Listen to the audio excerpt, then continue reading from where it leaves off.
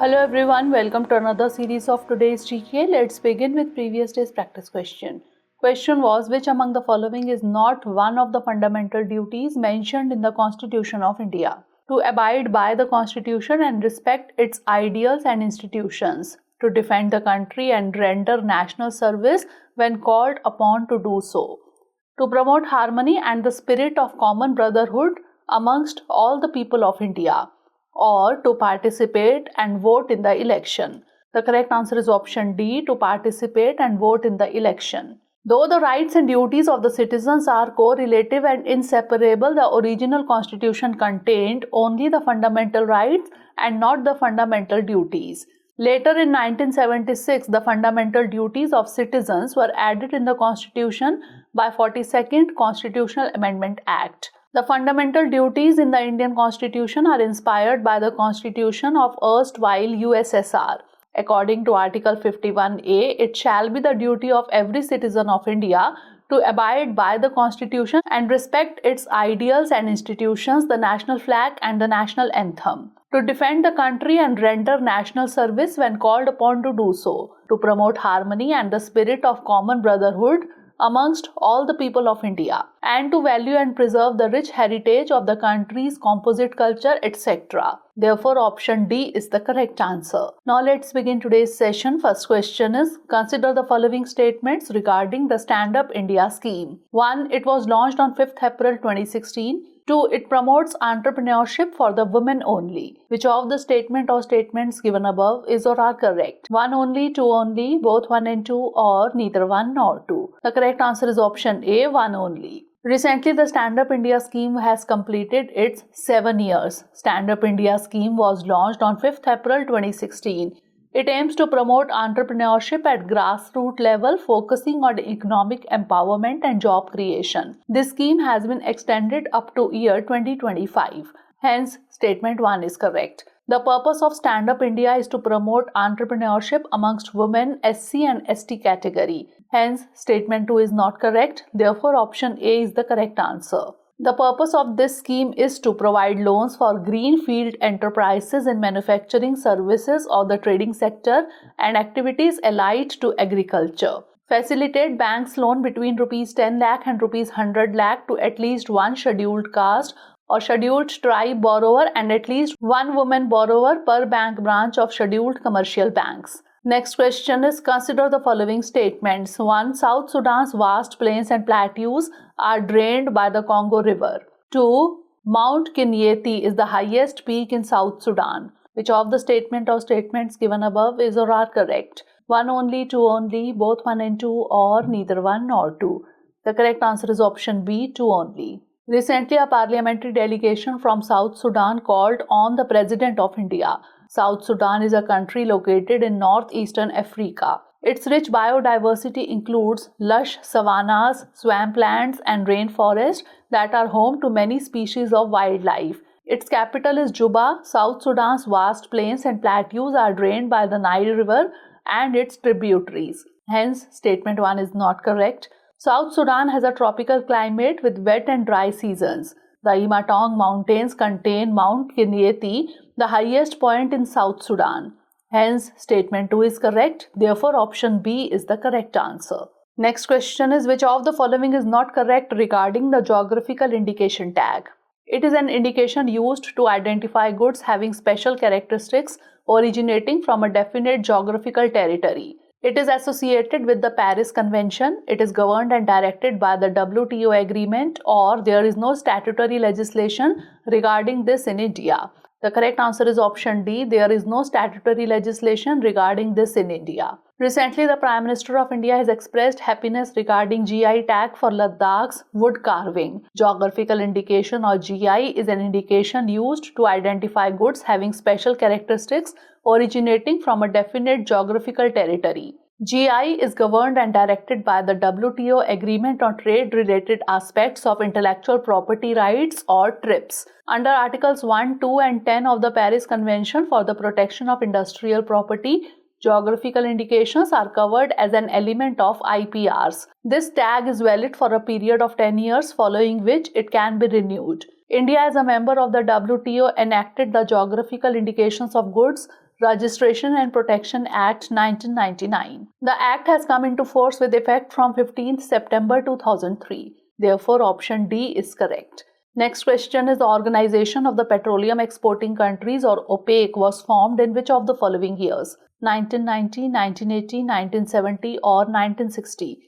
The correct answer is option D, 1960. Recently, several of the world's largest oil exporters have said they are cutting their production levels, which has caused a leap in crude prices. Saudi Arabia, Iraq and several Gulf states are together cutting supplies by 1 million barrels of oils a day. Russia, their fellow member in the OPEC Plus group, is extending its cut of 500,000 barrels per day until the end of the year. The Organization of the Petroleum Exporting Countries or OPEC was formed in Baghdad in 1960 by Iraq, Iran, Kuwait, Saudi Arabia and Venezuela. Today, OPEC nations produce around 30% of the world's crude oil.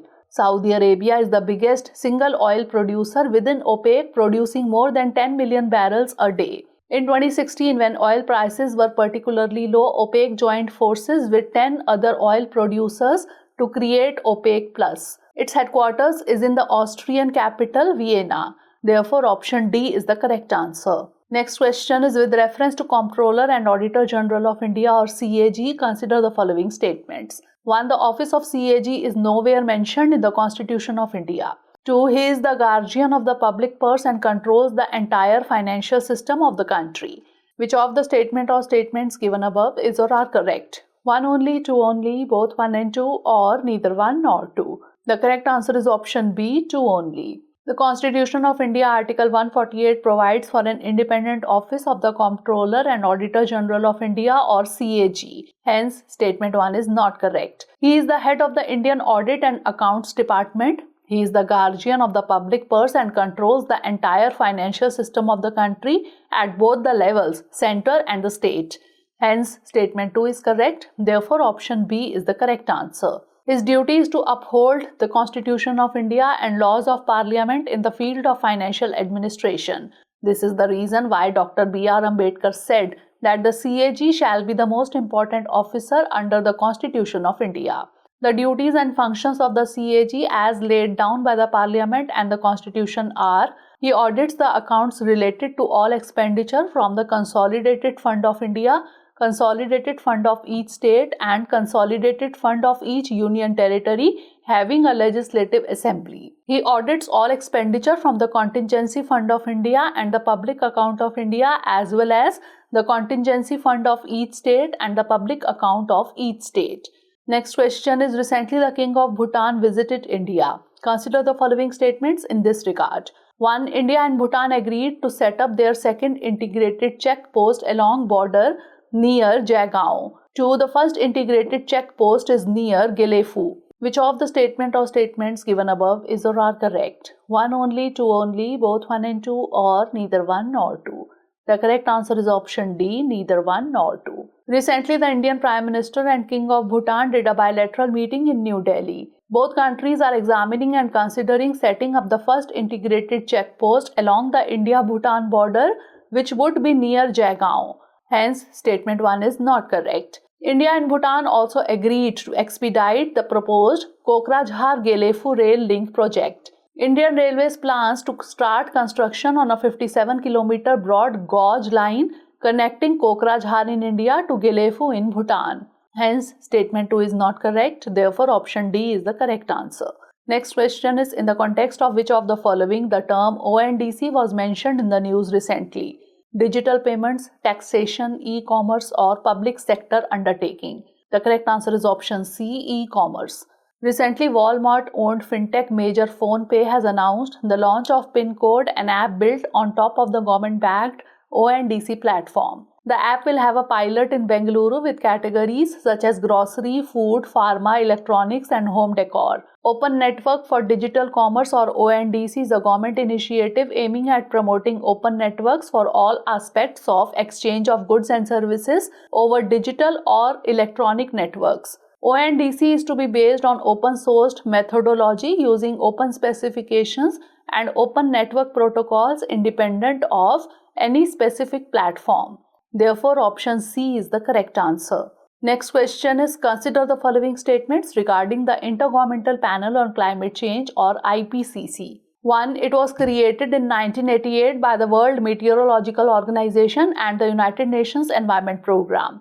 2. The IPCC currently has 195 members. Which of the statement or statements given above is or are correct? 1 only, 2 only, both 1 and 2, or neither 1 nor 2? The correct answer is option C, both 1 and 2. Recently, the Intergovernmental Panel on Climate Change has brought a report regarding the rising temperature on the Earth.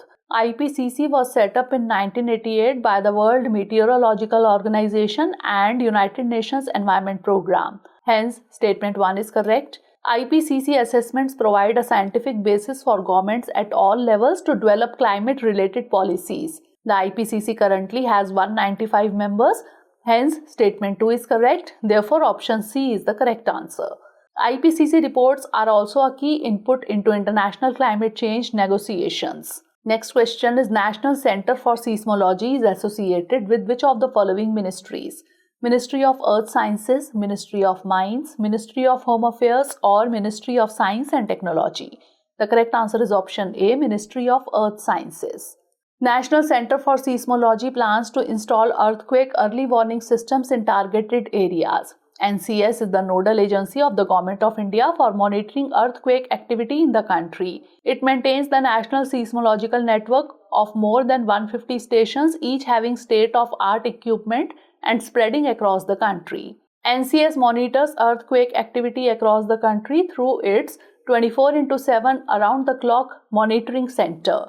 NCS also monitors earthquake swarm and aftershock by deploying a temporary observatory close to the affected region. It comes under the Ministry of Earth Sciences. Therefore, option A is the correct answer.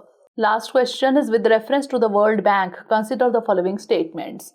1. It was created in 1944 as the International Bank for Reconstruction and Development. 2. It is one of the United Nations specialized agencies. Which of the statement or statements given above is or are correct? 1 only, 2 only, both 1 and 2, or neither 1 nor 2? The correct answer is option C, both 1 and 2. Recently, the World Bank has said that inflation in India will further be eased to 5.2% in the financial year 2023-24 against 6.6% in the previous fiscal. World Bank was created in 1944 as the International Bank for Reconstruction and Development along with the IMF. The IBRD later became the World Bank, hence statement 1 is correct. The World Bank Group is a unique global partnership of 5 institutions working for sustainable solutions that reduce poverty and build shared prosperity in developing countries. The World Bank is one of the United Nations specialized agencies. Hence, statement 2 is correct. World Bank has 189 member countries. India is also a member country. Therefore, option C is the correct answer. Now it's time for the practice question. Nathula Pass is associated with which of the following state or union territory? Sikkim, Jammu and Kashmir, Ladakh, or Arunachal Pradesh? Send the answer of this question in the comment section. Stay tuned for the next episode. Thanks for watching.